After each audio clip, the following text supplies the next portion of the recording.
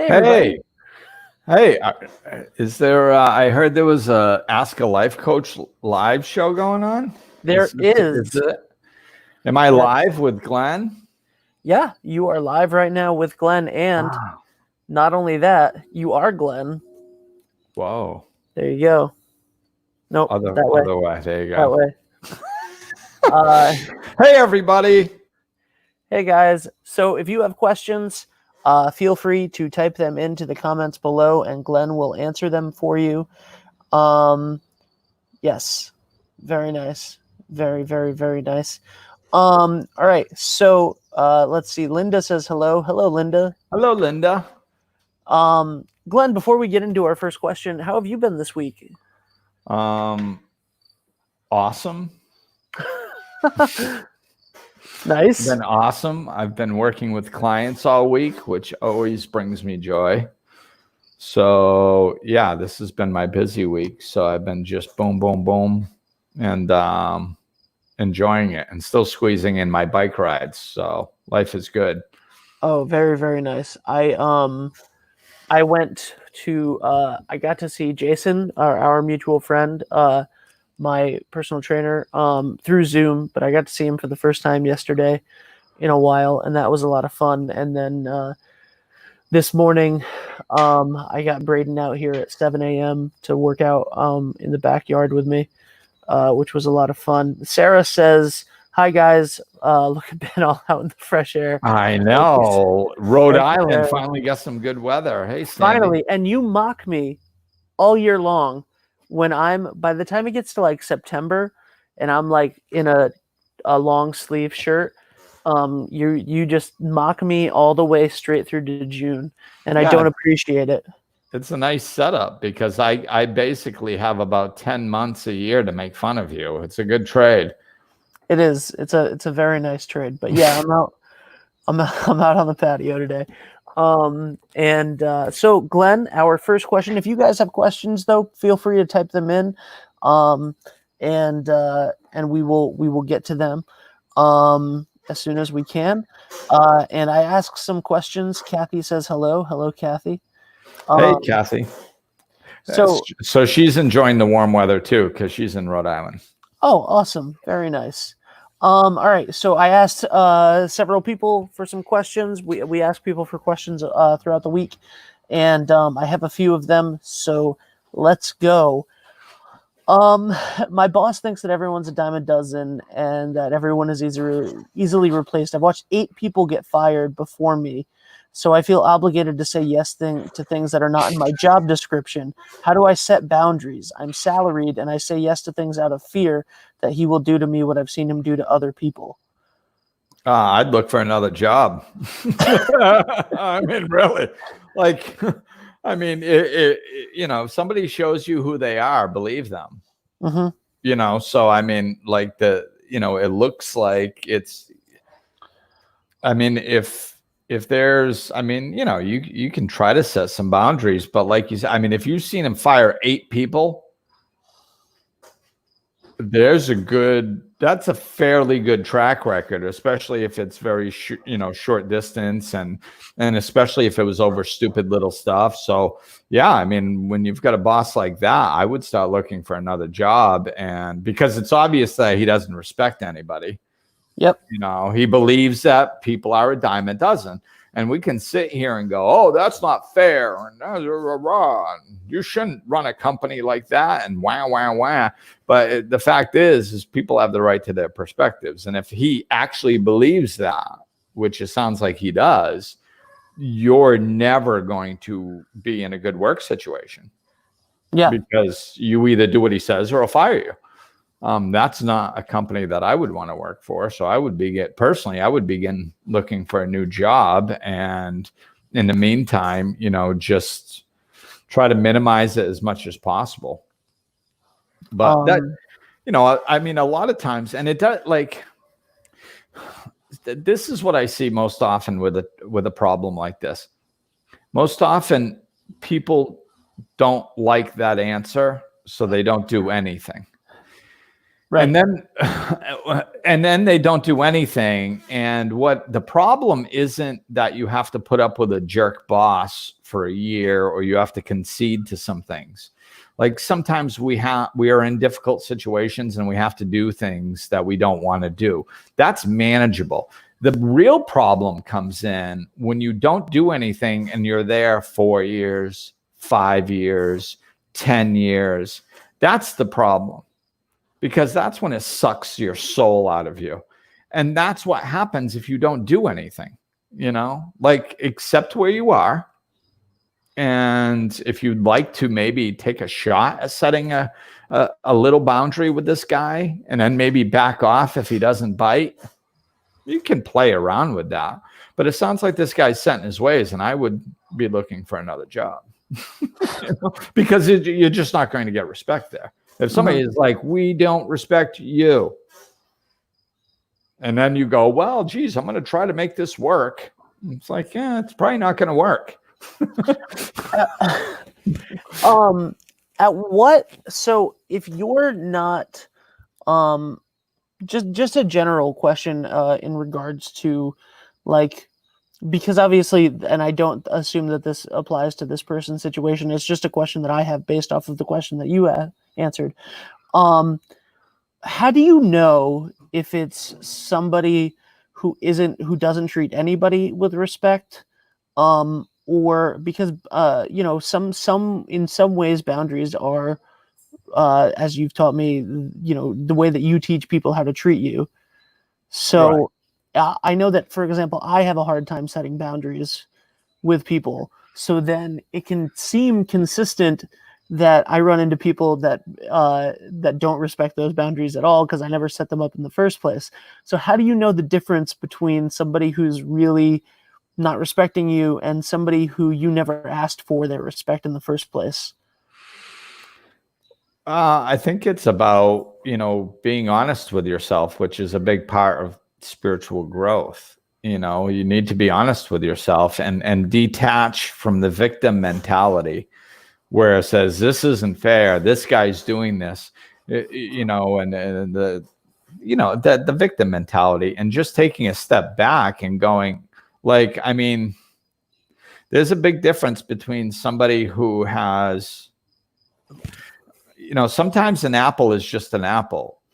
Like if you've literally seen, like, some people can be like, well, he's fired 8 people. And then when you really dive into it, they're like, well, he's actually fired 3. He threatened to fire 2 others.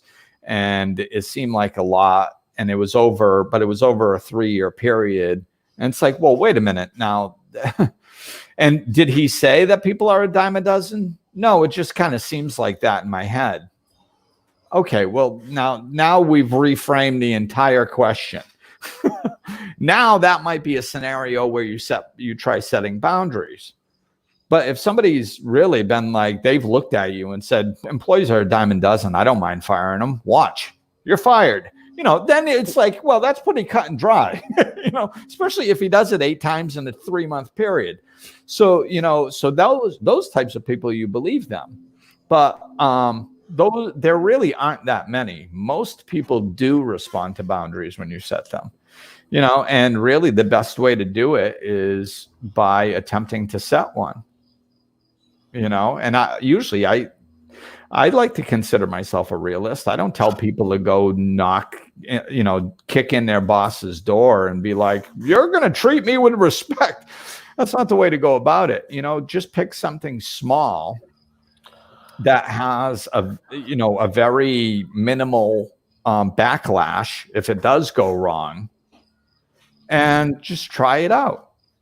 Set the boundary and stand in it, to the best of your ability. The other thing that I recommend is, if it does seem like this person is probably pretty bad, then go find another job and then go to set a boundary. And if he fires you, you got, before you accept the other job, you can always go in there, when you have some opportunities on the table, then all of a sudden you can go be a little risky, because if he fires you, you got some backup. Right. So you can be like, I like everything about this job except the way he treats me. Oh, okay. Well, I have 2 other job offers. I'm going to go in there before I accept one of these two offers, and I'm going to go set some boundaries.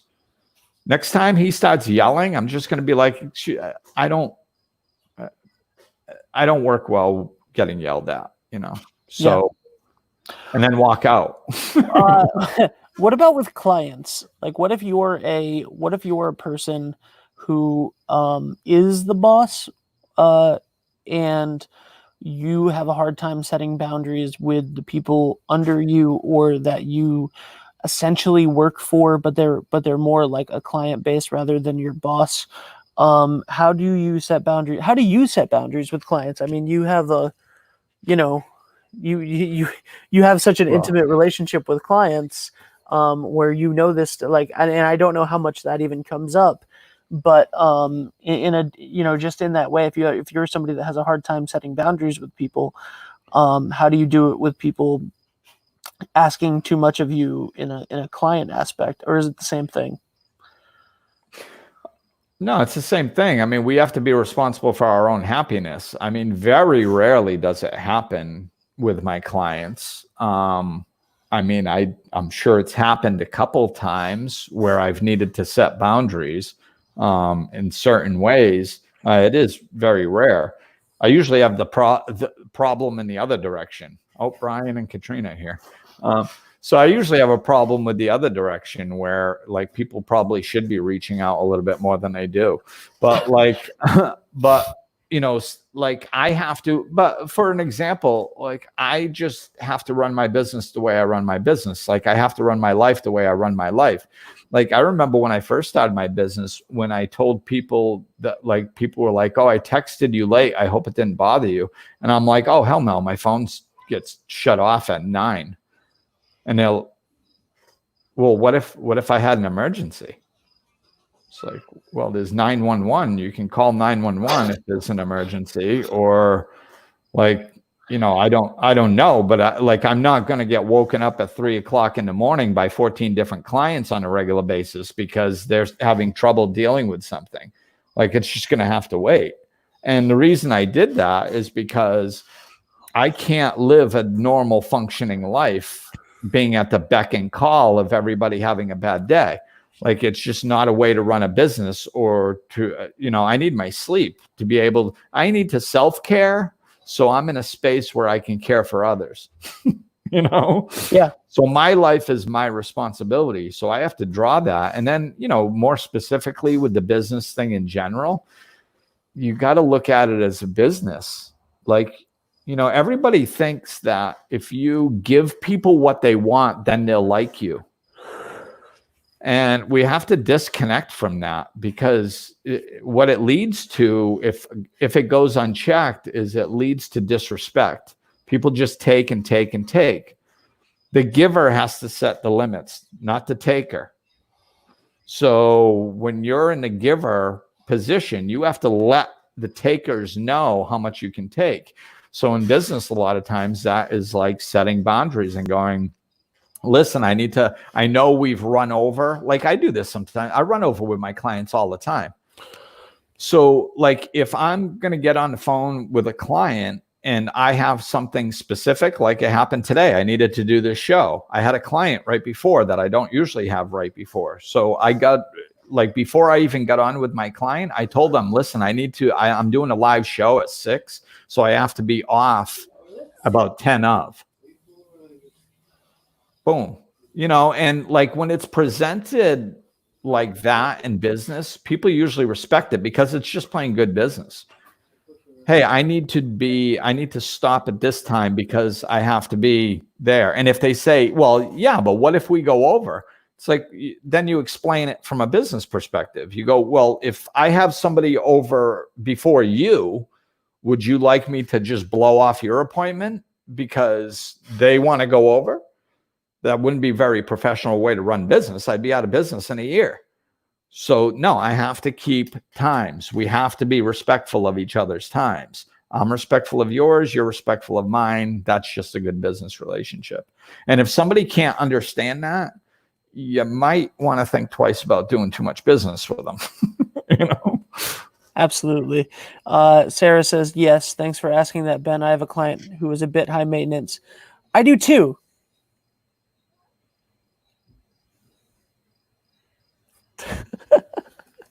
My finger looks funny like that. It does. I'm kidding. Hey, Glenn, this isn't a question that anybody asked, but can you do the Glenn dance from when you used to be the trainer? No matter what song was playing in the gym, this is the only dance Glenn would ever do. Yeah. Okay. No, So, I would do others sometimes, but that was my go-to. all right, I have another question to ask. I have a hard time. I have a hard time determining my worth, both in business and in personal matters. How do I ask for what I'm worth, and how do I determine what I'm worth before I can ask for it? Also, Michelle says hi, Glenn. Hey, Michelle. Michelle's at my interesting connection. We connected in Rhode Island, but grew up the next town over in Massachusetts. Oh, but nice. we didn't know each other. So yeah, determining your self-worth. I mean, honestly, to be honest with you, a lot of times determining what your worth is kind of an experiential game. Especially like in kind of my line of work and a lot of people that I've seen, because I've been involved in the spiritual community. So people developing Reiki businesses and life coaching businesses and all kinds of spiritual services and the service industry. It's a little bit experiential. Like you just start somewhere, and then like sometimes you can tune into the feeling of it and stuff like that, or sometimes you just try going up a little, and like with me, I didn't know what the heck to start. I just picked a low number that hopefully somebody would pay, but I noticed that as I got a few more clients and I got a little bit more confidence, and I compared what other people were charging, and I realized I was way lower. That's a good way, is compare what your service costs. Right. If you're trying to find out, compare. I mean, if you're new and everybody's charging $100 an hour, and you're new and you want to charge $75 an hour, well, then that makes sense. You charge $50 an hour, that's devaluing yourself. And you can ask other people too, because if you charge $50 an hour, you're devaluing the other people. So like, don't be surprised if the people in your field won't just tell you like a rough estimate of what they're charging, because like musicians, for example, like that's something that, if a band plays a gig for like $600 and then somebody else comes along and takes the gig for $75, nobody wins. Right. Yeah. So, yeah. but I still have an issue with that. I still like this is a nice question for me personally, because I mean, you've been telling me to charge more money to people for years, right, for things, and I just am horrible at it. So I think value, I think that's one way that there's a game, but I mean, valuing ourselves, I think we have to understand that like it's an exchange of energy. Like there is no difference between whether I life coach somebody, they give me money, and then I take that money and I pay my rent and I go to the grocery store and buy groceries. There's no difference between that or if I life coach a farmer and he gives me food in exchange. Like there's zero difference between that from an energetic perspective, because all it is an exchange of energy. Money isn't a thing. Money is just something that humans made up as a representation of energy. So when I give a service, I should be receiving something in return. Otherwise, I will give and give and give, and I will never receive. And then I will be depleted and there will be no more of me. I will not be able to continue. I won't be able to help others. I won't be able, so we have to give and receive. So it's just an exchange of energy that we have to do. And along those same lines, is that's how I learned to receive, is because, I understood that if I don't receive, and I'm pretty sure we have a podcast on this. If I don't receive, then I'm not allowing to complete the cycle. I know this is in the book too. So it's like, we're givers, big-hearted people, we're givers. And then we go, no, no, no. So when somebody tries to give to us, or when somebody should be giving to us, we go, no, no, I don't deserve it. Don't give to me. And we're blocking them from completing their cycle. They want to give and feel good. And we're saying, no, only I can feel good. I'm the one that can give. So it's important to understand that it has to be full circle. If it's not, we're screwed. It can never continue. Nothing would ever continue unless it gets fed. Yeah. That makes sense. And, I got to throw one more thing, because I just did like a little mental check like I do, and something came up. Please go ahead. So like, we have to understand that, the and now I just lost it. What was that? What was it?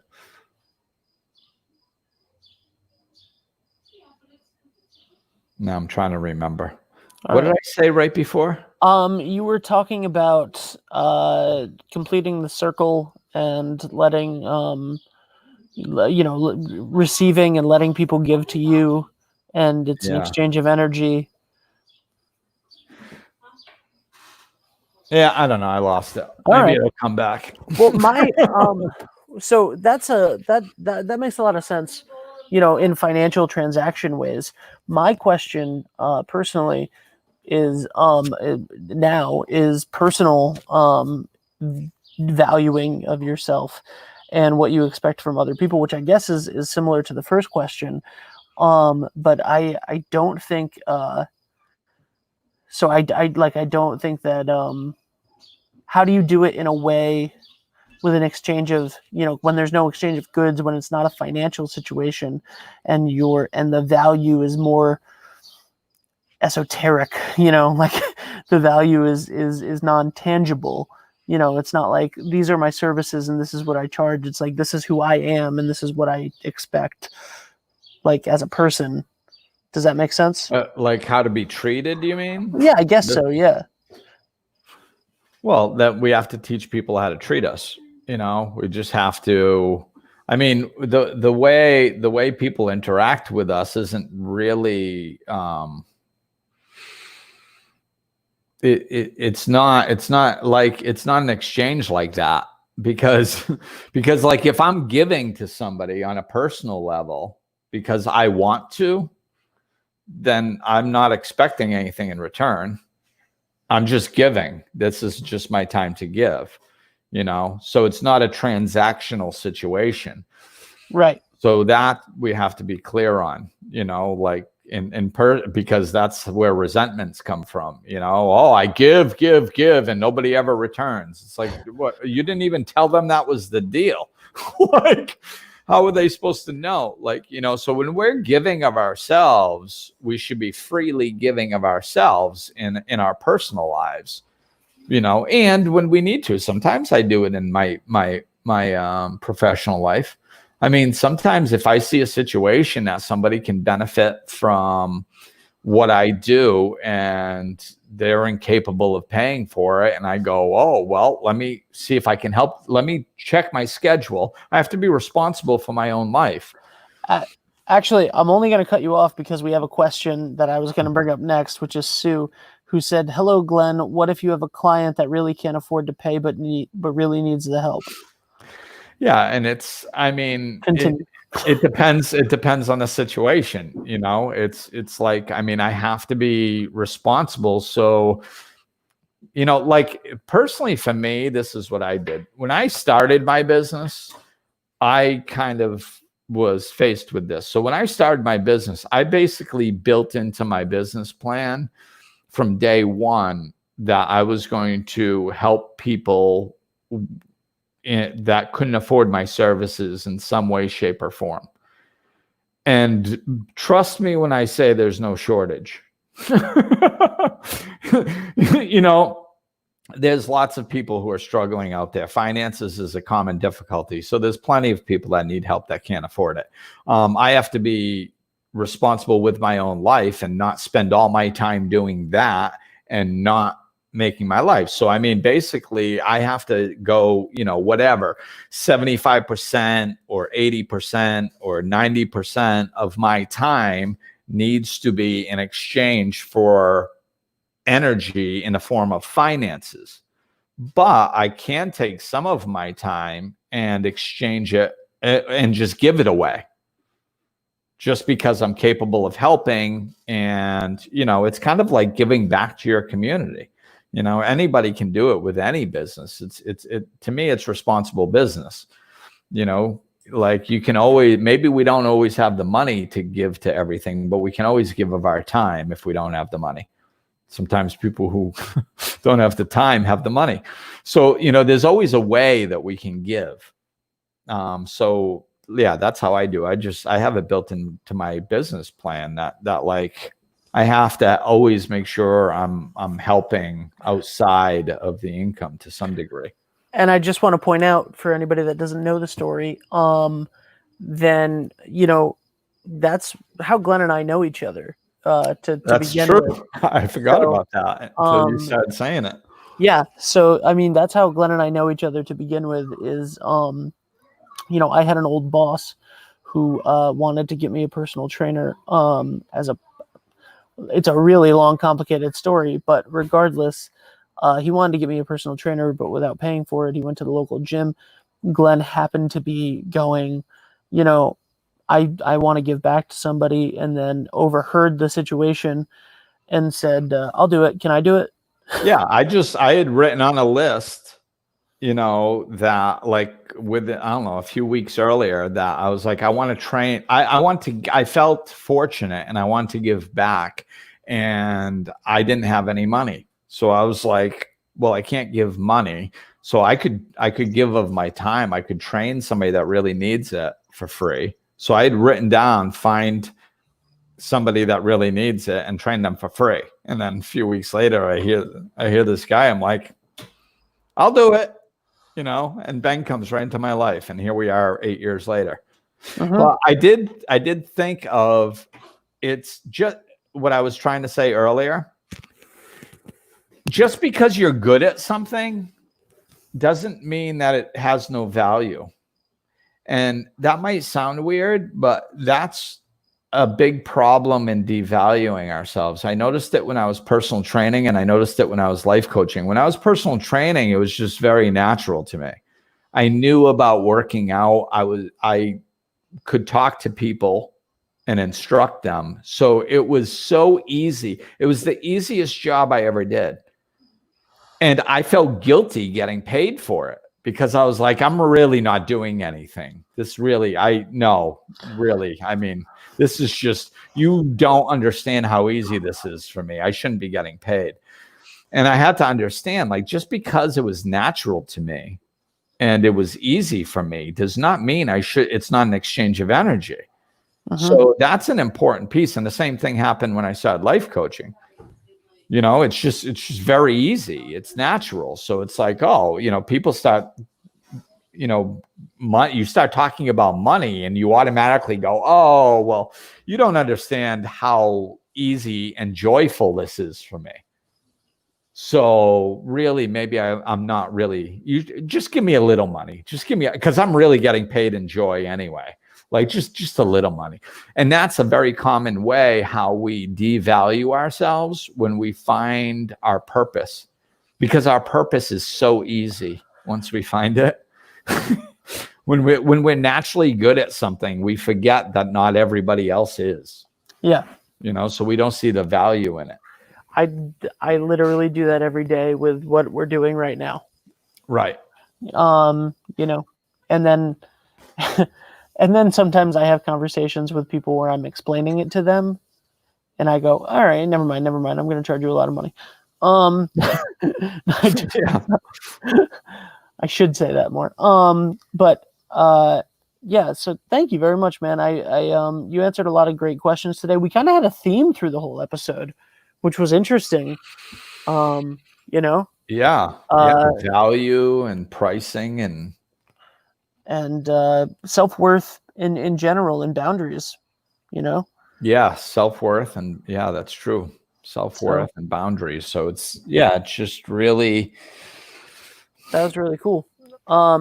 Well, if you have questions that you maybe felt a little bit too shy to ask today, but you would like to have Glenn answer them in a more private setting, you would like to ask them in a more private setting and then have Glenn answer them, you can, first of all, send a message at any point to glenn@glennambrose.com.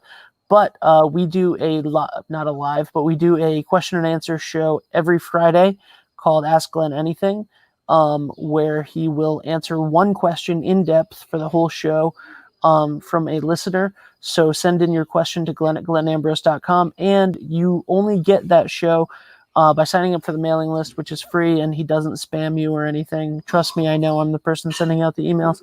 And And let me know if you're sending in questions like to my email. Let me know, like if you want it to be anonymous, let me know you want it to be anonymous. If you want me to do it on Ask Glenn Anything and get it out in the emails, cool. If it's a little bit quicker one, and you want me to do it on even this show, you can even say that, hey, can you do this on the live? And of course, sometimes it might not be possible, but whenever possible, I'll keep in mind what you're asking for, and we'll be like, okay, this is for Ask Glenn Anything. This is for the live shows, and we can kind of hopefully. And this one's anonymous, and this one, they said, make sure you give me a shout out. Oh yeah, yeah. We'll keep thorough notes of that. Also, we had some good response Dave was on a couple episodes with you recently, and we had a pretty good I had pretty good feedback from that. What was it like having Dave in my seat instead? I don't know. It's kind of like having Dave in your seat instead of you. I know you liked it better. No, just Ben. Admit it. Just admit it. No, Ben. I love you, and only you. Yeah. Heather said it's so good to hear your voice. Thanks. And Sarah said, yes, this has been a great episode. I'm watching with my BFF in Colorado. Thank you both. Thank you, Sarah. Yes. For always being there. All right. And Glenn, why don't you tell them about the book or whatever, and I'm going to peace out. Tell them about the book or whatever. Whatever you feel like pitching. Whatever. Well, Massachusetts, whatever. No, but for real though, there's been a huge response recently. Like there's a lot of comments coming in about people reading the book, and it's awesome. Yeah. It's really coming along great. Also, Dave and I spent a little bit of time today going over stuff for the audiobook, and it's coming together really well. Ooh, yeah, so, everybody. I don't know if did we mention that last week on the live, or was it when we were recording? We mentioned it last week on the live. Okay. So we didn't like it better. I'll tell him. The audio book is completed. It's recorded, and so we just still have to edit it and get it up. So, and Sarah's pitching the book. Thank you. All right. Bye, guys. Yeah, we got to go, man. We got to go. We're just rambling at this point. So, thank you, everybody. And for the record, Dave is Dave, man. To me, it's just two completely different things. And we love Ben. So thanks for watching, everybody. We'll talk with you soon. Take care.